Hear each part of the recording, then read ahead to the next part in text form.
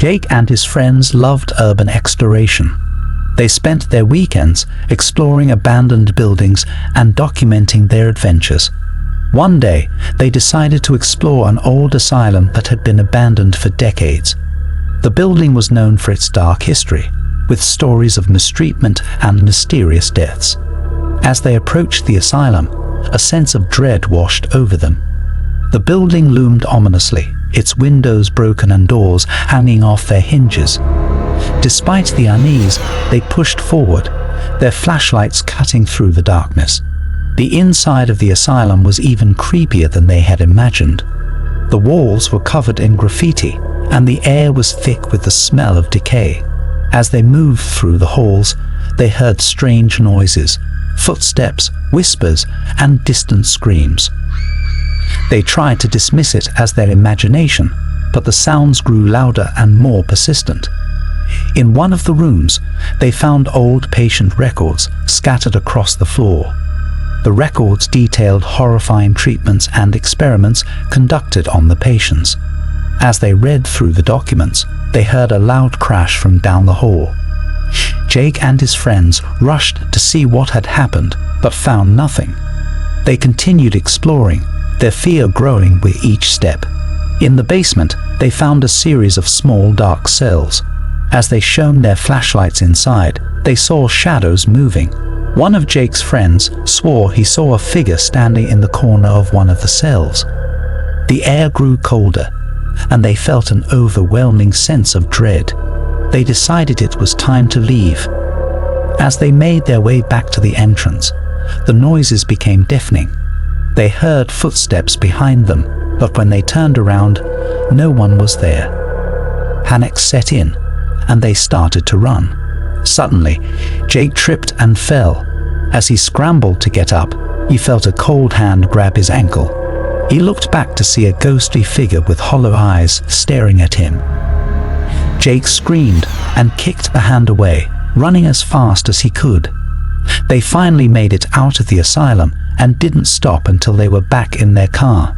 Shaking and terrified, they vowed never to return to that place again.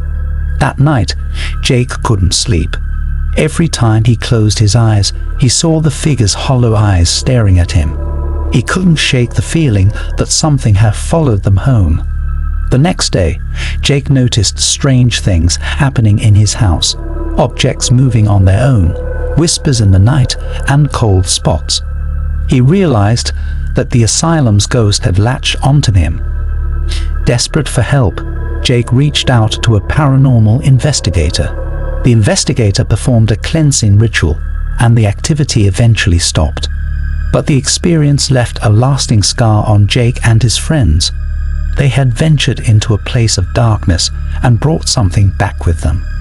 Weeks after the incident, Jake still couldn't shake the feeling of unease. He kept replaying the events in his mind, trying to understand how he had missed the signs. He wondered about the person who had been living in the secret room. Who were they? Why were they there? These questions haunted him, and he found himself unable to sleep peacefully at night. Jake decided to do some research on the asylum. He discovered that the property had a dark history. It had once belonged to an eccentric man who was known for his strange behavior. Rumor had it that he had built the secret room to hide from imaginary enemies. After his death, the asylum had been abandoned for years before being renovated and listed on Airbnb. The revelation added another layer of horror to Jake's experience. Jake shared his story with friends and family, warning them to be cautious when booking accommodations online. He also wrote a detailed review on Airbnb, describing his ordeal and urging others to be vigilant. The experience left a lasting impact on him, making him more cautious and aware of his surroundings. Despite the terrifying experience, Jake continued to travel. He refused to let fear control his life. However, he always made sure to thoroughly check any place he stayed in, looking for hidden passages or signs of intrusion. The man in the closet had taught him a valuable lesson about trust and safety, and he was determined never to let his guard down again.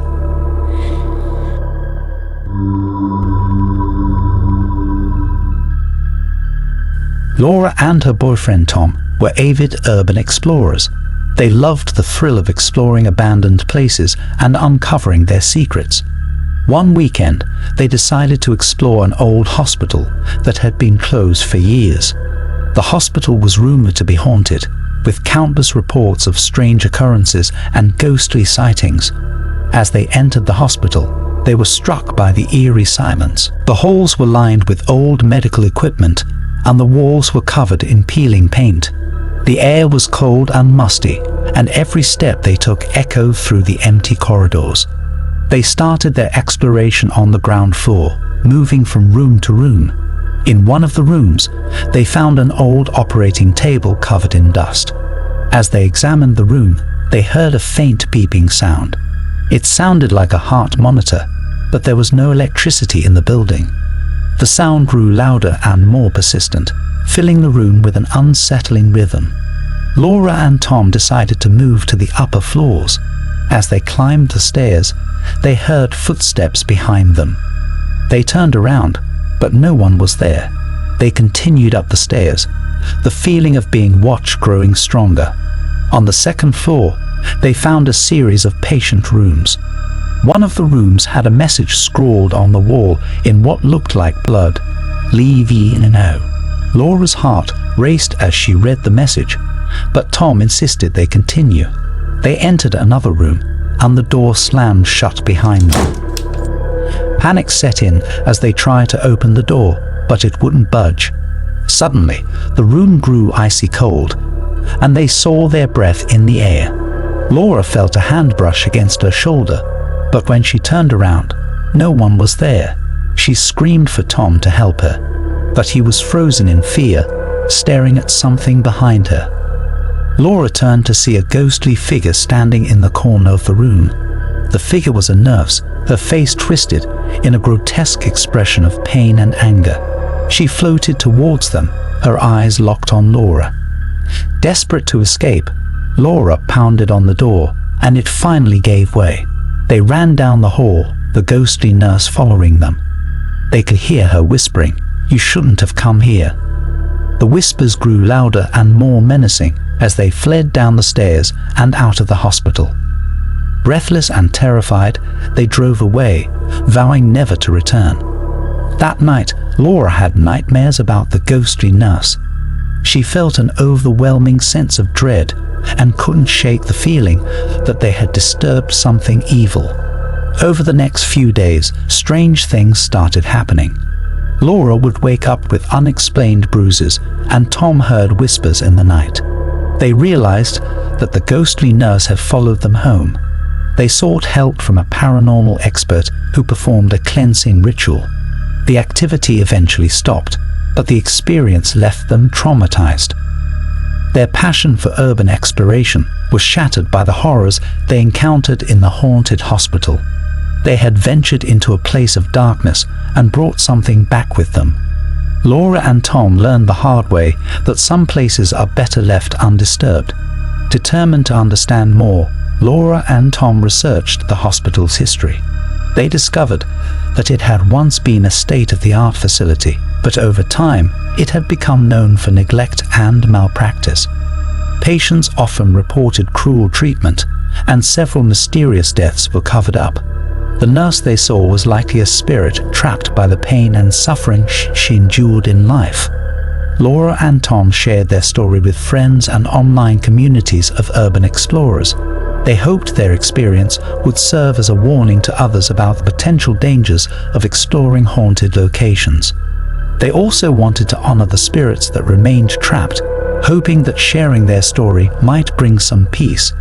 While they continued their explorations, they approached each new adventure with greater caution and respect for the unknown.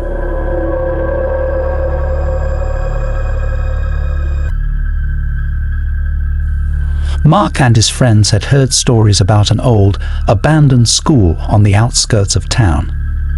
The school had been closed for years after a tragic fire that claimed the lives of several students and a teacher. It was said that the spirits of those who perished still haunted the halls. Intrigued, they decided to explore the school one night. As they approached the building, a sense of foreboding settled over them.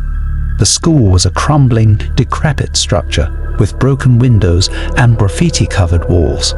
They entered through a side door, their flashlights illuminating the dark, eerie corridors. The smell of smoke and decay lingered in the air as they made their way through the building. They found old desks and chairs scattered about, along with burnt textbooks and charred remains of school supplies.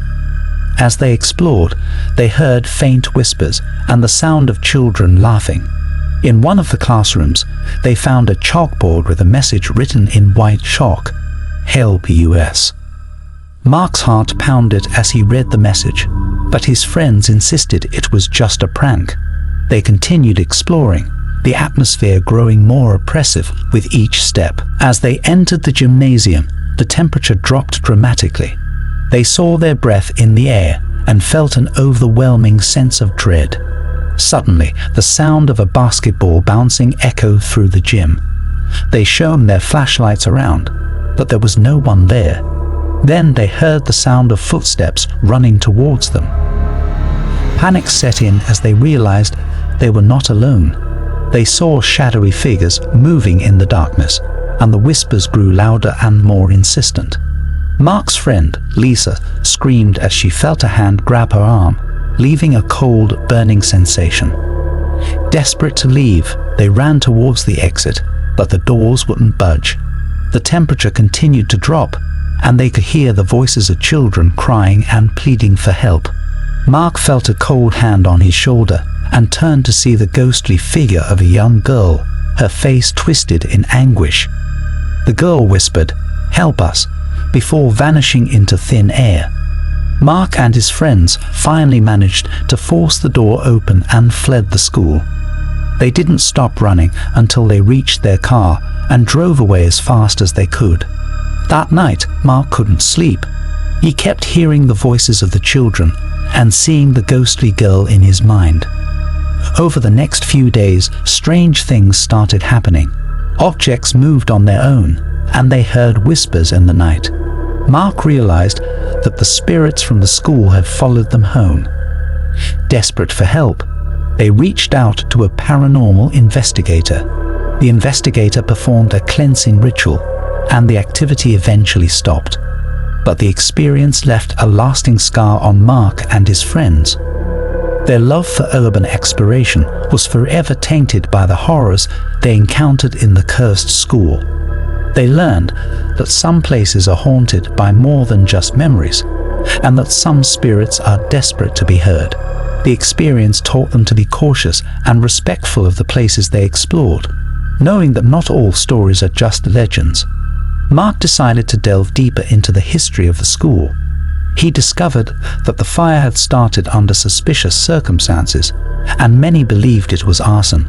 The teacher who died had been investigating reports of abuse and neglect, and some speculated that the fire was set to silence her. Mark and his friends shared their story with other urban explorers, hoping to raise awareness about the potential dangers of exploring haunted locations. They wanted others to understand that these places held real, lingering pain and suffering. The spirits they encountered were not just figments of their imagination, but souls trapped in their own tragic past. While they continued their explorations, Mark and his friends approached each new adventure with greater caution and respect for the unknown. The cursed school had taught them a valuable lesson about the unseen world, and they were determined never to forget it. Several months later, Mark and his friends decided to return to the school one last time.